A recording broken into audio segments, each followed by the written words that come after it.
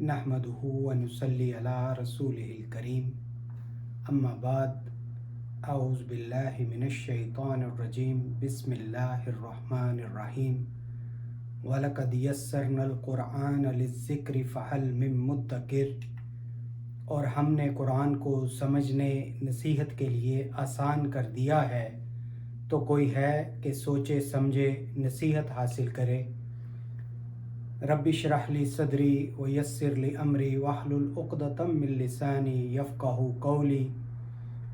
ऐ मेरे रब, मेरा सीना मेरे लिए खोल दे और मेरे काम को मुझ पर आसान कर दे, और मेरी ज़ुबान की गिरा भी खोल दे, ताकि लोग मेरी अच्छी तरह बात समझ सकें। आज हम आगाज़ करेंगे पारा नंबर 1 का 17 रुकू और 4 आयात पर ये पारा मुश्तमिल है, और ये मंजिल नंबर 1 में शामिल है। तो पारा नंबर 1 का आगाज़ करते हैं। आऊज़ु बिल्लाहि मिनश शैतानिर रजीम। मैं पनाह में आता हूँ अल्लाह की शैतान मरदूद से। सूरह फातिहा का आगाज़। बिस्मिल्लाहिर्रहमानिर्रहीम। अल्लाह के नाम से जो बहुत मेहरबान रहम करने वाला है। अब हम नज़र डालते हैं सूरह फातिहा पर, इसका मकाम नज़ूल, इसमें आयात और रुकू की तादाद। नीचे आप देखेंगे कि सूरह का नाम, फिर ये किस नंबर की सूरह है और किस पारे में मौजूद है। सूरह फातिहा मकाम नज़ूल मक्का मुकर्रमा, कुल आयात 7 और रुकू 1 है। इसकी तफसील हम जानने की कोशिश करते हैं। ये रुकू नंबर 1 है, इसमें आयात 1 से 7 है। अल्लाह की हम्दो सना, इबादत और मदद सिर्फ़ अल्लाह से। फिर इसमें मदद तलब की गई है अल्लाह से उन लोगों के लिए कि जो इनाम याफ्ता हैं, और उन लोगों के रास्ते पर ना चलने की दुआ की गई है कि जो गुमराह हुए और जिन पर अल्लाह का गज़ब नाजिल हुआ। तो इस सूरह पर हम एक नज़र डालते हैं कि ये एक मशहूर सूरह है। इसका नाम सूरह फातिहा है। इसके मायनी खोलने वाली, ओपन करने वाली है। और एक और मशहूर नाम इसका उम्मुल किताब भी है, जिसका मतलब है कुरान करीम की असास और बुनियाद। तो कुरान करीम का मुकम्मल खुलासा इस एक सूरह के अंदर मौजूद है। सूरह फातिहा का यहाँ एहतताम होता है और सूरह बकरा का आगाज़। आऊज़ु बिल्लाहि मिनश शैतानिर रजीम बिस्मिल्लाहिर रहमानिर रहीम। इसी तरह अब हम सूरह बकरा पर एक नज़र डालेंगे। मकाम नज़ूल मदीना मुनव्वरा, कुल आयात 286 286, और इन सूरह बकरा में कुल रुकू 40 हैं। अब हम रुकू के हिसाब से इसकी तफसील को जानने की कोशिश करेंगे कि अल्लाह ताला इस कुरान हकीम में हमें किस तरफ दावत दे रहे हैं, और ये जो अरबी किताब में जो कुरान नाजिल हुआ, इसको समझने के लिए हम आज गुफ्तगू रखेंगे, हासिल मुतालिया पेश करेंगे। तो सबसे पहले हम देखते हैं रुकू नंबर 1, जिसकी आयात आपके सामने हैं 1 से 7 तक। इसमें सबसे पहले जो मुसलमान हैं, मोमिनीन हैं, उनके औसाफ बयान किए गए हैं। फिर काफिर और कुफ्र का नतीजा के बारे में बताया गया है। इसी तरह जो दूसरा रुकू है, उसके अंदर आयात की तादाद। फिर इस पूरे जो दूसरे रुकू में है, मुनाफिकीन और निफाक की अलामात के बारे में बताया गया है। फिर इसी तरह जो तीसरा रुकू है, उसमें अल्लाह ताला ने इंसानियत से पहला खिताब, यानी कि कुरान जब हम शुरू करते हैं तो तीसरे रुकू में अल्लाह ताला हम इंसानों से खिताब फरमाते हैं। फिर उसके बाद इबादत का मुतालबा किया गया है कि इबादत सिर्फ़ अल्लाह की। फिर कुरान चैलेंज करता है कि इस की तरह की एक सूरत ही लेकर आओ अगर तुम्हें शक है इस कुरान पर कि ये अल्लाह की किताब नहीं है। फिर चौथे रुकू में हम देखते हैं कि तख्लीक व खिलाफत आदम अलैहिस्सलाम का जिक्र है, इंसान का मुकाम बताया गया है, आदम व इब्लीस का किस्सा बयान किया गया है।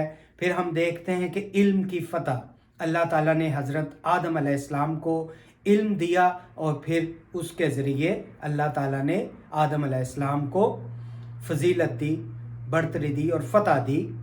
फिर हम देखते हैं कि आदम अलैहिस्सलाम की तौबा का भी हमें इसमें ज़िक्र मिलता है। हम चलते हैं पांचवें रुकू की तरफ, बनी इसराइल से पहला खिताब। यकीनन हम सब जानते हैं कि हज़रत याकूब अलैहिस्सलाम का की जो औलाद है उसको हम कहते हैं बनी इसराइल। और हज़रत याकूब अलैहिस्सलाम कौन है? हज़रत इसहाक अलैहिस्सलाम की औलाद। और हज़रत इसहाक अलैहिस्सलाम यकीनन हज़रत इब्राहीम अलैहिस्सलाम के छोटे बेटे हैं। फिर हम देखते हैं कि उन पर जो एहसान किए अल्लाह ताला ने उनको याद करवाया और मुसलमानों को फरमाया कि सब्र और नमाज के ज़रिए से मदद हासिल करो। ये पांचवें रुकू में हमने सुना।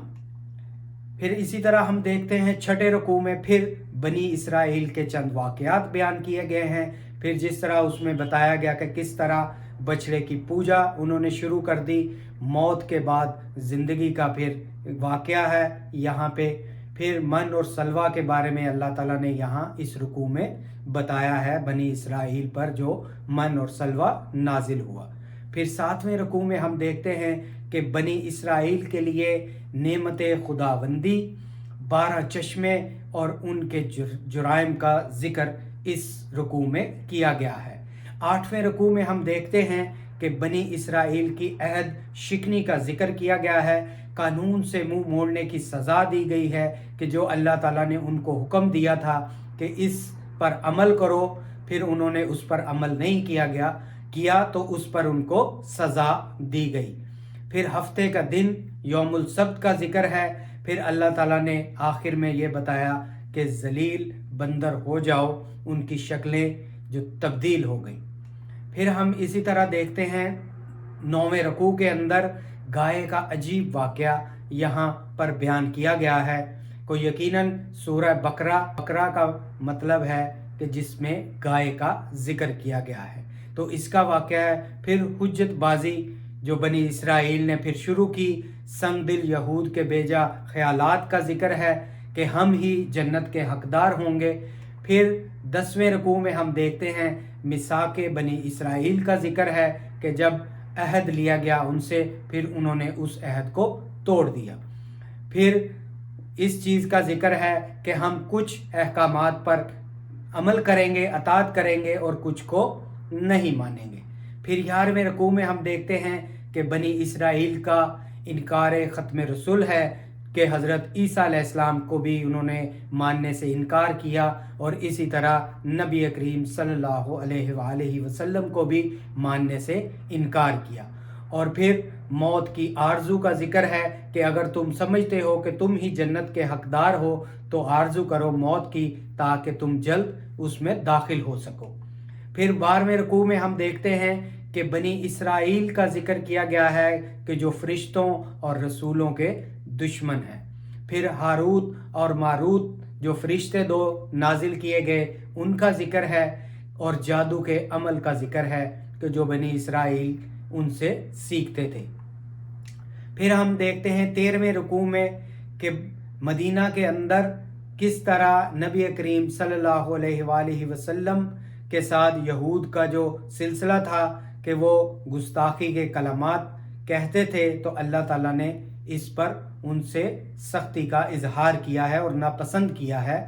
फिर यहूद के एतराज़ात का जिक्र है, जन्नत का मुस्तहिक कौन है इसके बारे में बताया गया है। फिर आगे के रुकू में हम देखते हैं यहूदो नसारा और मुशरिकीने जो मक्का की रविश के बारे में बताया गया है। फिर हर तरफ हम देखते हैं कि अल्लाह का जलवा है।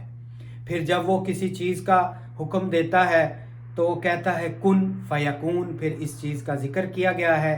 آگے رکوع میں بتایا گیا ہے آزمائشیں حضرت ابراہیم علیہ السلام کے لیے، پھر ان کو جو امامت دی گئی اس کا ذکر ہے۔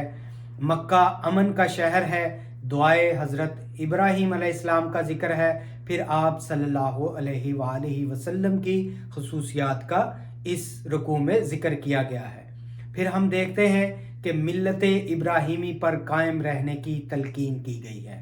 یقیناً حضرت اسماعیل علیہ السلام، پھر حضرت یعقوب علیہ السلام، اور اس کے بعد آنے والے سارے انبیاء، پھر حضرت عیسیٰ علیہ السلام اور حضرت محمد صلی اللہ علیہ وآلہ وسلم کی امت کو بھی ملت ابراہیمی پر قائم رہنے کی تلقین کی گئی ہے۔ پھر آگے ہم دیکھتے ہیں کہ اللہ کا رنگ، اللہ ہی کافی ہے اور اللہ کا رنگ ہی بہترین رنگ ہے۔ پھر یہاں پر پارہ نمبر 1 کا اختتام ہوتا ہے۔ کل ہم دوسرے پارے کے ساتھ دوبارہ حاضر ہوں گے۔ اللہ حافظ۔